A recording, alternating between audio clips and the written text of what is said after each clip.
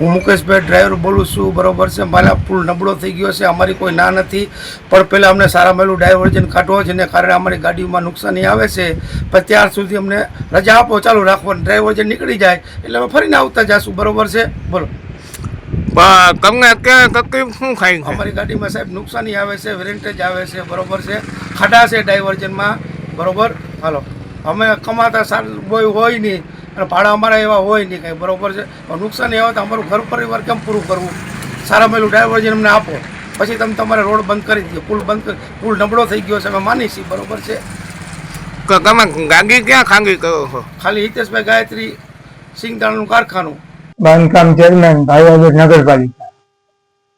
વાત કરી આરએનબી નો રોડ અને ડાયવર્ઝન બાબતે જે પ્રેસ મીડિયામાં હમણાં સમાચાર ચાલે છે એના વિશે કહું તો આરએનબી નો 2 પુલ જે ડેમેજ છે ને કલેક્ટરે તેનું જાહેરનામું બહાર પાડેલું છે।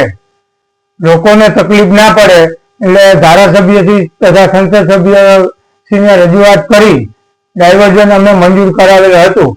કોઈ કારણોસર કામ બંધ થઈ ગયેલ, ફરી પાછી અમે ધારાસભ્યને રજૂઆત કરેલ છે અને સમાચાર મળ્યા છે કે 1-2 દિવસમાં ડાયવર્ઝનનું કામ પાછું ચાલુ થઈ જશે અને લોકોને, ખેડૂતોને હાલાકી ના પડે અને આરએનબી અને નગરપાલિકાને કોઈ પણ પ્રકારના કઈ અમારે એની સાથે કઈ કોઈ તકલીફ નથી, લેવા દેવા નથી। વિરોધ પક્ષ ખોટું નગરપાલિકાને બદનામ કરવા નગરપાલિકાને વચમાં ઢસાડે છે, પણ લોકોને તકલીફ ના પડે અમારી જવાબદારી સમજી અમે વારંવાર રજૂઆત કરેલ છે અને ધારાસભ્યના પ્રયાસોથી 1-2 દિવસમાં ડાયવર્ઝનનું કામ પૂર્ણ થઈ જશે।